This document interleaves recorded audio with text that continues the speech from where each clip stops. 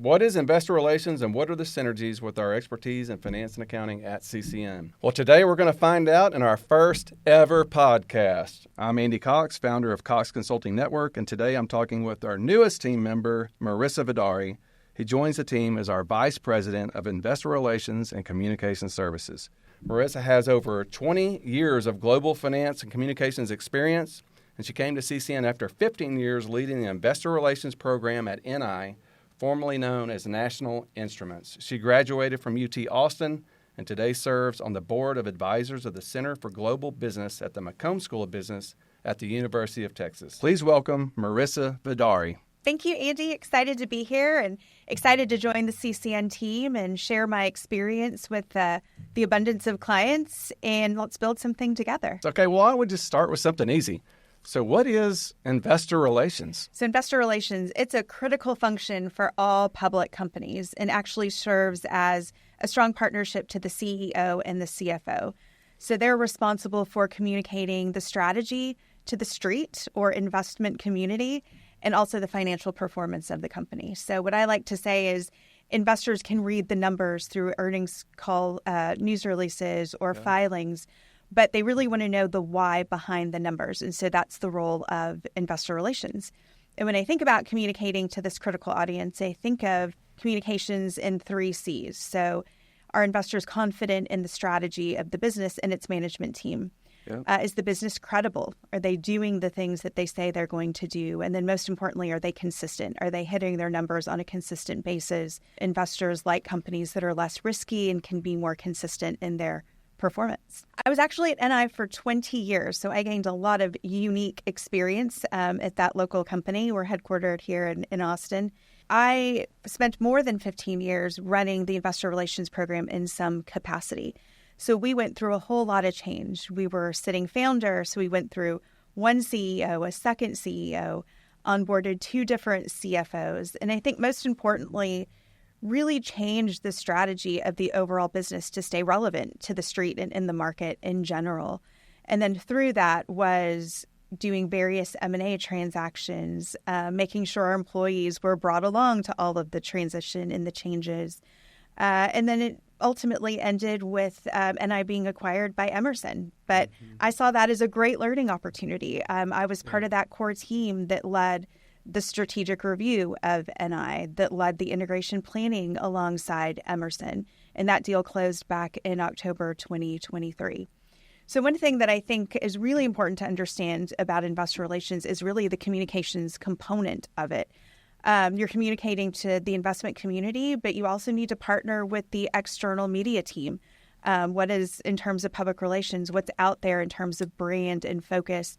Investors don't manage a company in a silo. They're really looking at a business in relation to the competition. The other important communication aspect is the internal aspect. So as a company is going through any type of transition, and I was very specific, it's important to make sure that you're partnering with the internal comms team as well and making sure that you're bringing employees along to all of the transition and the change and the why behind the change, because you want to make sure that your employees stay engaged in the business and really see themselves in the strategy and the role that they play on a daily basis. How do you see that kind of parlaying into, other companies, and why would other companies need to bring in, investor relations specifically, as a consultant? Sure. I think that really takes us into conversations that you and I had from the very beginning, right? Is how are we going to partner together? What are the starting focus areas for this new service offering to clients, current clients and new clients? And I think there's 3 windows of opportunity that we've been really talking about. And first is there's pre-IPO. So maybe you're a company that wants to go public. We can come in and partner with you to build the foundation of that program. Key components are anywhere from building your narrative. If you're going to go out there and speak with investors, what is your pitch? How are you staying differentiated? How are you monitoring the competition? A lot of analysis goes into building a program.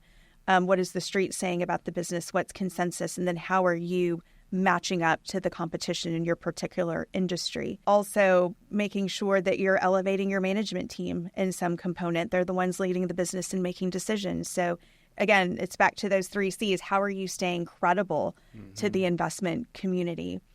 Then there is what we call interim. Let's say for a fractional opportunity, you're a small cap company or a mid cap company and you don't have the capacity or the need for a full-time IR person lead. We could come in and do some of the fractional. So again, what I said about building the foundation of your business, maybe this company is already doing a lot of those things, but without an IR lead or an IRO, investor relations officer, a lot of that work falls on the plate of the CFO. Yeah. So in that particular lens, it's coming in and partnering with the CFO to offload a lot of that work. But through all of this, you want to make sure that your investors are getting the right level of attention. Yeah. They want to make sure that their voices are heard, that their concerns or the things that they like about the company are being elevated to the executive management team, but also to the board in some capacity. Then the third is really what we're calling special projects. So let's say a company is about to go on the road for roadshows and conferences. There's a lot of effort that goes into creating that pitch or that deck. But even more than that, you're sitting across the table from an investor just like you and I are. Mm-hmm. There's a lot of preparation that goes into that. You want to make sure that you're really controlling the message, that you're showing up, that you're visibly credible, and that you're really controlling the conversation and prepared for a lot of those tough questions. Then there's things like the key important forums, like earnings calls. That's a key opportunity to share the financial performance of your business. You're showcasing your CEO and your CFO. And you also have to keep in mind that investors aren't just looking at you as one company. They're monitoring 30 different companies during earnings call season. So how do you stay relevant? How do you stand out with your differentiation?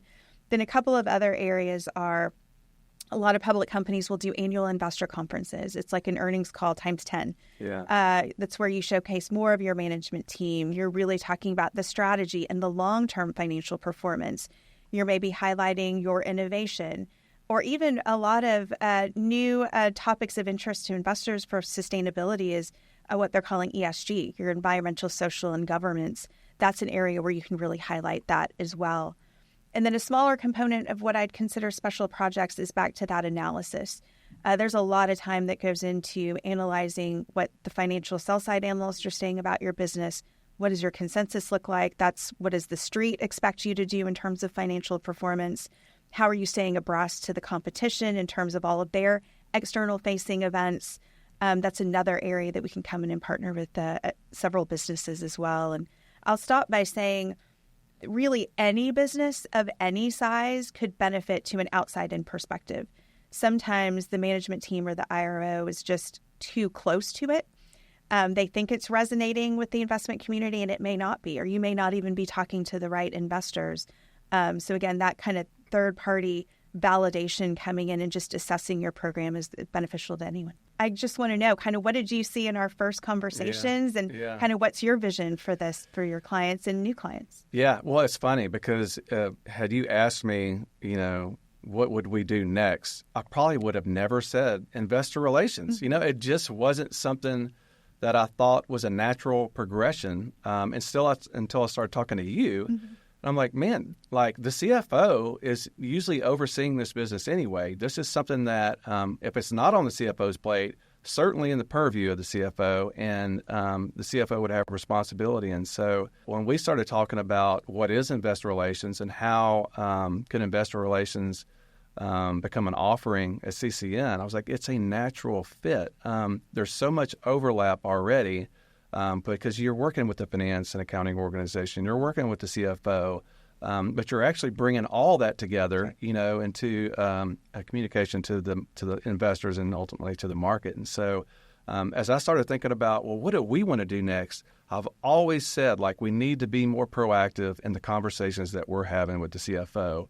And the way that I look at what you're doing and what ultimately we'll be doing, hopefully in a larger setting is having more proactive conversations with the CFO. And this is a huge tip of the iceberg moment for us to be able to start having more proactive conversations. And so do we have a transaction advisory service? Not yet. But is this, the precursor to maybe starting to have better conversations with the CFO about where are they, where do they want to be, and how can we help them get there? Because we've been talking about public companies or maybe IPOs, but, the fact of the matter is most companies, be it PE-backed or VC-backed or wherever they are along that spectrum, need to have a clear idea of where they are and where they're going. And with your expertise, I think you can really help them, figure out, hey, this is how to get there, right? And so it's not that much different. And so many different ways to plug in, and so just really excited when I started talking to you. I'm like, man, this is perfect, and clearly,